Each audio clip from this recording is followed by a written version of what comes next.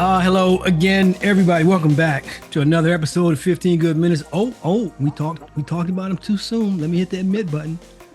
So for the audience, I'm going to start over, and we're just going to act like Charles was here the whole time. Everybody ready? Because Charles is coming in. There he is. Hey, so like we said, welcome back to another episode of 15 Good Minutes. Coach B here. How you doing, Charles? I'm doing great, brother. How's everyone doing today? Doing good. You look like you're struggling. LB, what's happening? Hey, man, I'm good. Tired, but good. Freddie, what's happening, my man? How you doing? Been a rough 2 days. I didn't know if I was gonna make it today. Oh, okay. And I at 45, I had my 45-year-old checkup yesterday, if you guys know what I mean. Oh, And the big finger? No. So I was very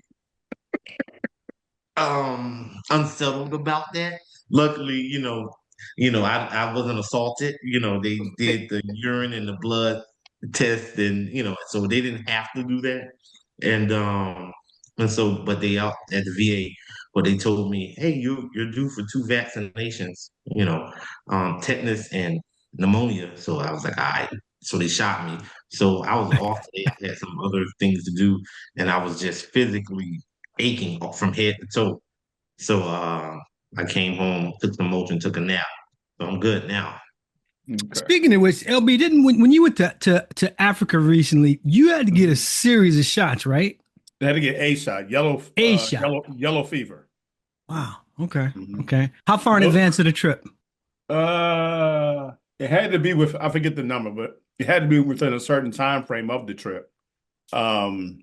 But I think I got it about a month, maybe or so before the trip, maybe a month, 5-6 weeks. I remember when I was active duty, we used to just get these things and it said, take your shot record to the clinic. I didn't know what I was getting shot with. You showed up, and at the end, it was kind of like a badge of honor. I treated it like a passport, because you open that thing up, you see vaccination at the flip the page, right? So I often wondered if there was any experimenting going on, but I could never get the answer. I'm sure there was. Absolutely. Exactly. Look at the time frame, man. I got a topic today that I was going to bring up last week and didn't. So I wanted to bring it up here because I knew, particularly because I was hoping that Charles would be here and we'd have a full group. There's a guy I follow on YouTube. He's called The Style OG. His name is Jeff. Good brother, really good dude. I've been following him, I don't know, man, a few years now, right? And I have a lot of YouTube people that I follow, and I'm pretty select about those that I do. And the week before last, Jeff put out one, and the topic was 10 style mistakes that OGs make. Now, let's do a disclaimer here. Young Freddie is about, let me get it right, 9 days away from his birthday. So we'll congratulate him next week. But I don't elevate him to OG status yet because, again, he ain't even 50. So this might not even. Yeah, he's a baby of the group. Some of this might not resonate, but I use Freddie a lot to help give me fashion balance, if that makes sense. Because quite honestly, there's some people in LB's life in that age group that push fashion. They push it. So today, what I'm going to do is we're going to talk about these 10 style mistakes targeted mainly for people over 60, like the three of us. And then I just want to get your opinion. Don't have to agree with all of them. I don't, but I think he has some pretty good ones in there. A couple of them, and I wrote them down in case anybody didn't see it. A couple of them, after I wrote it down, I literally wrote the name Charles. So we'll tell you what those are as we get to them. So I'm going to tell you what the 10 are, and then we'll jump right in. So number one, don't avoid colors. Yes, that was Charles. Now he's wearing blue, so it makes me look like I don't know what I'm talking about, but he knows. Don't wear oversized outerwear was number 2. 3, don't go out with a visible undershirt. 4, stop wearing bad jeans. 5, stop wearing cargo pants and shorts. Charles. 6, outdated trends, like pleated slacks and things like that. 7, stop wearing clothes that are too youthful, like ripped jeans. 8, don't button up the top button and never button the bottom button on a blazer. 9, don't mismatch your style with the occasion. The example that he gave was somebody wearing a three-piece suit to a cookout. The example I'm going to use when I get to this with LB is the number of times we go to a high-end restaurant and see people dressed in shorts and slippers. Mhm. And then 10, don't wear cheap fabric, right? So those were the bases. So what I'm looking for from you is two things. One, did any of them resonate? Because I am guilty of one of them, was guilty. I've since corrected it. And then two, are there anything unique to you, things that you may have done in the last 5, 10 years, whatever, to change your approach to fashion in how you dress? So because the upcoming birthday boy is the youngest, I'm going to start with you, Freddie. You coming from a different generation. What did you think about what Jeff had to say, and does any of it, in your opinion, apply to you at your current age? Well, I think, to be honest with you, everything that he said is actually applicable to all age groups. If you're in your 20s, 30s, 40s, 50s, 60s, whatever, I think it's applicable to all. It just depends. I think also it depends on your geographical location. If you're in a major metropolitan like DC, New York, Miami, LA, Chicago, major metropolitans, so then you have to be a little bit more, I guess you could say, fashion cautious. The things from the list that caught me was the button-up shirt all the way up to the top, the polos specific. I hate when I see athletes, specifically guys in college doing it. I was like, that's so like Alabama-ish, Right. Alabama. It's so, I don't even know where it came from, what it means. It's so terrible. The second one was um the jeans, and that I have a personal experience with jeans. A couple months ago, I took a pair of jeans to the dry cleaner. I had them again. I'm in Texas. I went to the dry cleaner. I just say, "Hey, drop them off." When I got them back, they had this hard crease. I said, "No, no, no one does this anymore, Right. right? They No thought one, they thought you were Charles. That's what it was. I'm telling you, you know." nobody creases their jeans like him. I never creased my jeans when I was in the 90s. You iron them right down the front. You Flat. know, we Get the not we wrinkles not out. doing we're not doing creases. If you're 45, which I'll be in a couple days, 55, 65, I don't think that you have to be ashamed of that. Be confident in who you are. Now, it doesn't mean you going out look like Joe Shit the Ragman, just look presentable. Yeah, and to be fair, if you look at his channel description, I think he really starts at the mid 40s and goes up. But this particular episode was leaning more towards the higher end of that. Charles, like me and LB, in her 60s. So that means you've seen a lot of fashion trends, some of which you obviously are quite fond of, still. Um, what do you think about Jeff's video, and what do and don't you agree with in terms of how you apply some or any of that to your fashion? I'm thinking when you was seeing this video, you was totally thinking about me almost 7 out of 10 times. So the day I intentionally wore a colored shirt. It's You still knew what blue was though. I don't know if coming. it really counts. Normally, I would have it buttoned all the way to the side. I would have it buttoned like this all the way to so I intentionally made sure I had the first collar open. I was guilty of a lot of those fashion trends. The key word you just said was. You said No, was. That means it's going to change. I don't do the cargo pants anymore, but I did have. I know on some of our golf trips, right? I've had, like 15 pockets on pants that I wore, right? I still crease everything that I wear. I crease no matter what the pants are, I crease them, right? So it's something I grew up with. I just never got out of the habit of doing. And the one thing that was not true of me is I would never wear a pair of ripped jeans. I would never do that. I've never been that would say, I guess that hip, I guess. Right. So, I'm not going to do that. I'm not going to wear it. But I got to say, some of the stuff that he mentioned, right, I definitely could use course correction. Well, and to be fair, for those of you who don't know, Charles works for the same company that I do now. And when he came on board, he had to make some shifts, because he comes from an environment, no shade, where he was suited and booted every single day. And I come from an environment like, say, Yahoo, Microsoft, companies like that, where we dress a particular way, but we weren't as stiff, if that's the right word, right? And so for me to show up at a corporate event or something and now see Charles out there looking pretty dapper, I'm like, okay. Because, they say that, a leopard don't change his spots. But I've been to more than one function since Charles has been on board, and he seems comfortable in the LB. I mean, kind of a struggle for him at first. It was total struggle. but that goes to LB's point. It just shows that, a lot of this just really speaks to adaptability, right? And kind of like what Freddie was saying. Freddie mentioned where you are geographically. I would also say what you're dressing for, like, you know what I mean, like for work or for play or things like that. Yeah. So over to you, LB. You saw the video. Yeah. What'd you think? And does any of it alter or change your approach to fashion in your world?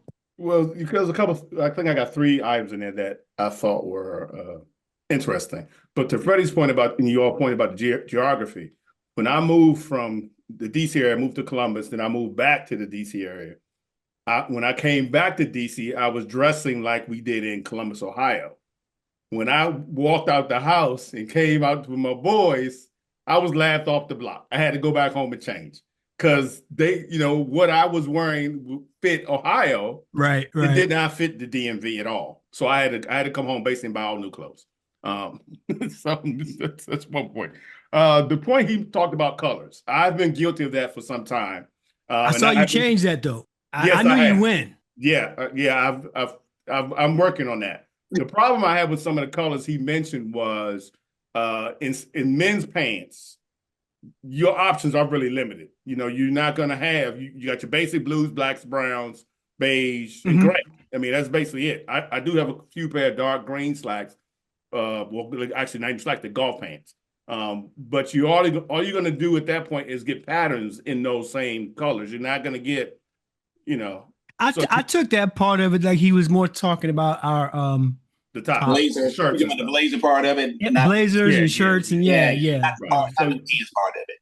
Right. I have changed. I've added a lot of color to my shirt collection that I didn't have before. And I'm sure all y'all know Freddie may not. As soon as the weather fall hits, I'm in quarter zips from September until sometime till May. I've seen him in July with it. So if the sun is out, I got a quarter zip on just so I don't burn up. I get looked at funny, whatever. It's for skin protection, and not so much style. It's about protecting my skin. So the color thing I thought was one of the things. The other thing he talked about was the V-neck, or having your undershirt show. That was big. I agree with him. I agree with him on a regular shirt, collared shirt, that kind of thing. Now, in the winters, I like to wear a V-neck sweater. Yes. Now, I will put a T-shirt underneath of that, but I wanted to coordinate that color with whatever else I'm wearing. Totally acceptable. Totally. Right. It's almost like an accent as not just a regular random white, wife beater or whatever. I like that. That part's there. Cargo pants. I don't own a pair. No, I've owned one pair in my life. And I bought it specifically because I was going somewhere where I needed a bunch of pockets and I needed them to close up and be in zippers, all that kind of stuff. That's the only time I've owned a pair of those. And then the final thing, pleated pants. Now, when I was in the heyday of my working environment and all that stuff was when pleated pants were in. I still got a closet full of nice wool, expensive slacks that are pleated. And I have a hard time putting them in the Goodwill pile because I know these, I paid $150 for these slacks, and they're still good. It's, but they out of style. quick story. I took them one time. I was going to wear a pair, and then I put on a little weight or whatever, and I was going to take them to the cleaners. They say I always take my stuff to the cleaners to get them altered. And the lady, she looked at me and say, "This style no good. You should not wear these." I'm like, "What's wrong with these pants?" She said, "Please, no. You need to get other pants." So, so I did start. What I've started doing as far as my wardrobe goes, every so often I get it. I like Perry Ellis. That's one of the places that I like to buy clothes from. They'll send me they're having a big closeout sale, end of the season sale. I'll go in there and I'll clean up. And then and I'll do that until the next spring or whatever. And I'll go through there and get some more stuff. That's the one way I've tried to stay current, because I can't I've tried going to the malls and stuff and looking at men's, these I put them in air quotes, regular clothing stores that young people shop at. I can't buy nothing out of there. It's too far to the right or left, whichever. No skinny jeans, none of that. Yeah, I have a hard time with some of that stuff. I did just buy a pair of tuxedo pants that are thin, skinny legged or whatever.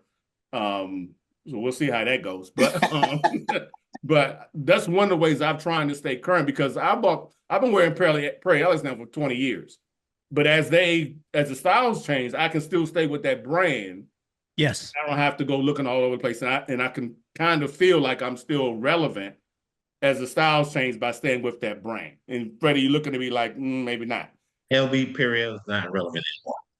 Well, but they got all the skinny leg stuff, and they got nice sports shirts. I think at least, you gotta work with me, Freddie. Come on, man. You know what? To that point, I agree with you, because I have a lot of Joseph Abboud, but I think that's kind of faded out. Mm-hmm. Now, and trust me, I don't even know how I even got to this brand, but Paul Fredericks.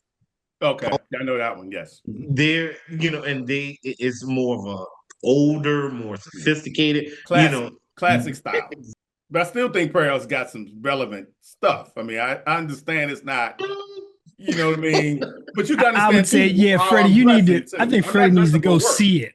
Right? Freddie might not have seen it in a while, but I think they've all adapted, right? Freddie, right? Freddie makes the point about Joseph Abboud.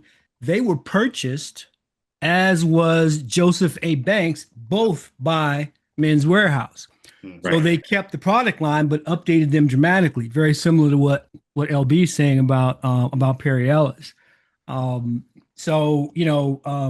me, I kind of had to separate him from professional wear and non.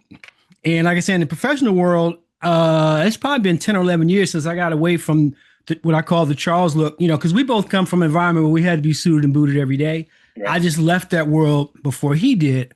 And immediately, I went straight to a sport coat, blazer, open collar, button shirt, and slacks. That was the look. But over time, and probably more recently, like in the last couple of years, even those now are flat pant slacks, not creased, have changed that. Change the shoes, because there's so many really good shoes out there that are dressy looking but casual, but can go on multiple purposes. They don't even need a break-in period anymore. But I was on either a photo shoot or I was teaching in the studio or something, and so the session was being filmed. And I remember watching it afterward, and I looked at myself in them jeans. I'm like, oh, this shit gonna stop today. Are you kidding me? And I'm not making this up. Popped in the truck and took a drive. And I went to Men's Warehouse. That's my Perry Ellis LB. Uh-huh. And I walked up and brother said, what can happen? And I wore them on purpose. Uh-huh. I said, man, this shit gotta stop. He said, yep, know exactly what you mean. Boom, boom, boom, boom. He brought these things back. Now, Charles, it wasn't skinny jeans, but they're slim fit. Fits, right. He did two things. First, he said they're too long. Right off the bat, he showed me, in my day, they had to break at the second eyelid of the shoe. Right. Yeah. Today, they break at where the tongue stops at your ankle, and you show the shoe. So that in and of itself took 2 inches off the length. And I didn't even tell him my size. So I go into the dressing room and close the door, and all he heard was me saying, oh, yeah. I came out, and to Freddie's point, I'm going down this one. I didn't look at a price tag. I didn't care. I've never felt something that fit so well, and it just changed the whole look, LB. You know what I mean? So I walked out there with 8 pairs, didn't care, of different colors and different styles. So I was really, really, really guilty of that. And you know, I don't know. I just didn't know that the O's looked that bad. So when I watched the video and they showed that dude with the jeans, I was like, I know him. That's me, right? So that was a big change for me. Some of the things that I had already done, though, and I think Freddie kind of alluded to it. The 10th thing that Jeff talked about was don't wear cheap fabric, cheap looking or cheaply manufactured. And in some cases, that means you got to spend something, you know, to get a particular look. And I think when you reach a certain age, you know, like you look at you can say the same thing with other things, you know, LB's car, for example, you've earned the right to do that. Yeah. I now use and I've done this for years now, all of my, when I look at underwear, for example, everything now with me is what's the name of that company? They make these they make the workout wear. But they have a men's. Joe Boxer? No, give me another one. Workout wear. Big over the C. With a B. Oh, not Dickie. Bombas or something like that. No, it's a high-end name, okay. And the price is good. And then I use Mack Weldon, I do the t-shirts with. But I had to do the same thing. The second thing was I just bought a lot of them, like I did with the jeans. You should have plenty, and you should feel good, and they really do feel different on your skin, right? So you know that was an adjustment. LB talked about the material, maraschino wool sweaters. That's all I do now. Wool overcoats, but they stop at the right place. You know what I mean? Right. They stop around the knees for the winter wear. Real leather gloves. One of the things I wrote down is, and you know, and I'm a hat guy, so I do real hats. I have hats manufactured, you know, in like you would pants and stuff because it's important to me. One of my comments, and Jeff didn't mention it, was I don't think grown men should continue to try to dress and match whoever it is they're going out with. I think that is hell no. I know somebody who does that. Yeah. I'm not kidding. I know, and whenever he's going, I mean, I'm like the Bobbsey twins or something. Like, come on, man, stop it. A female asked me that the other day. We were going out. Are we going to dress alike? And I couldn't say no fast enough through the phone before she didn't even finish the sentence. Oh, here it is. I found it. The company for the bottoms of my underwear is Lululemon for men. Oh, Lulu, yeah, okay. Lululemon for men, and it really works out. I don't like to shop. Just being honest, I don't like it. I'm not a fan of it unless we're talking about, you know, computer gear or theater gear things. I like tech, but I don't spend enough time on that. So I've been trying to do more of that probably in the last, you know, 5 or 6 years or so. And I thought what Jeff had in last week's video was spot on. For the audience, I'm going to put a link to that in there. If you even looking at what he was wearing, I thought, wow, that looked. I don't know if I could pull that off. Right. It wasn't over the top, but it was like a soft mint green kind of. I got a shirt that color. I just kind of combo. Exactly. One of the things I do have this problem with, and I have to. Sometimes I actually seek help is the color combinations that I put on. I went to a cookout last week before last, and I thought I was fine. Mm-hmm. I walked through the door, and my smart ass daughter was like, "Who dressed you today?" What was she basing that on? What'd you have? So I shouldn't even say. So I had on some burnt orange shorts, golf shorts. I had on a dark navy blue shirt, and I had on black tennis shoes. And they thought, nobody corrected her, so I'm assuming that all the other women agreed with her because nobody said, no, he's fine, was that the shirt, because the shirt and the shirt and the pants, I guess, were okay, but then the shoes, and I'm saying, in my mind, I'm like, they're black. They go to everything. Right. But they were like, no, you should have had on some blue, because she said, don't you have some blue shoes? I was like, yeah. She said you should have wore those to match the shirt as opposed to the black shoes. Well, they saying you had too many colors on. They was I guess basically, yeah. And you know the danger of that though, LB. And there was a guy. I went through all the comments in Jeff's video, and there was a guy who mentions exactly that. Where do you find the balance? He used the same example. He said he went to a cookout and he only used 2 colors and got criticized for that. Right. So white shirt, red hat, some type of, pattern red shorts, white side. It was only, those were basically the only two colors. Right. And they cooked him. And then he didn't want to wear all white, but he didn't want to wear 17 different colors. Exactly. So it's I think it's got to be a comfort level thing. Mm-hmm. You know what I mean? Like you have to feel. Yeah, I felt good about it, and I told her basically "F you" and went on about my business. I had a good time and enjoyed the cookout. One of the biggest things that I see with people in our age group is I think just trying to dress too young. I don't know what those kind of golf pants are that come gathered at your ankle. Look like joggers. Look like sweat. Yeah, is that what you call them? Yeah, Claude is a fan of those. And I know he listens to this show. Claude listens. I think Mike wears them too. And Mike will wear them too. Yep. Mm-hmm. Them cats are young enough to. They can do that. They can. But I think they are coming to a point in age where they need to start reconsidering that, because they are in their 40s. This, to me, that's a 20-somethings type thing. Mm-hmm. They're, you got kids, you got mortgages at this point. You have to reconsider your wardrobe, I think, at that point too. You can't walk around here with the 20-year-olds are doing. But you have to consider your wardrobe for the occasion, right? Yes, agree. We go as a group to a nice dinner every month, maybe every couple of months.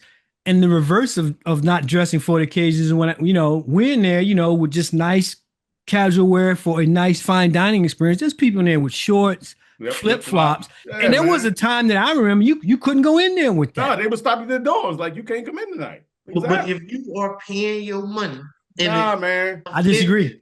And it's not offensive, right? Because my thing is this: but I do agree with what you're saying, the premise of what you're saying. Mm-hmm. As long as you're not being offensive, guess what? You paying your money to eat and get whatever you get, just like I am. As long as you're not offensive, do you?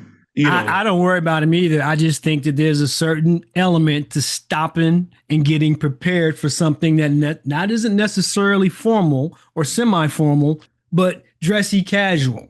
Yeah. And the reason that I started going to places like that, so I don't have to hang out with the riffraff that you're talking about, where, wearing surfer shorts, because they got money too. Then they can go down to the barbecue joint on the corner and get that set. I just think, to me, there's a certain degree of not the expectation, Charles, but just a certain degree of class that comes with, if I'm going to go to a Ruth Chris or Morton, I expect a certain thing because that's the way I was brought up. And I remember when I started going to both those respectively, if you weren't dressed appropriately, you weren't coming in. Now they'll let anybody in now because they kind of have Freddie's point. It's dollars and cents for them. But I think it's sad because it doesn't take a whole lot to find a nice pair of slacks and a shirt. You don't have to come in place. That's just my take. But again, I am the OG on this crew, and I get a certain way about certain things. That's one of them. Dress up for the occasion. Yes. You'll feel better. You'll look better. You'll get treated better. There's a whole litany of things that comes with that. Again, well, I guess that was I got something to say. I got 90 seconds. I'm going to throw it. Who got something to say? I do have something real quick. I'll make it 15 seconds. Shout out to the Washington Redskins for putting the Art Monk into their retiring his jersey. I think it's long overdue. Done. Redskins? Absolutely long overdue. He wasn't a Redskin when he left. He wasn't a commander. Let's be politically correct now, LB. He was a Redskin, not a commander. All right, we run out of time. This was a great topic. If you are watching or listening, first, Claude, weigh in. Talk to us, buddy. Are you at that point where you coming over to be an OG? Anybody else, drop your comments in about whether or not you've seen some of the things that are in Jeff's video and how you feel about it. We hope you guys have a great weekend. We'll talk to you guys next week. We are out.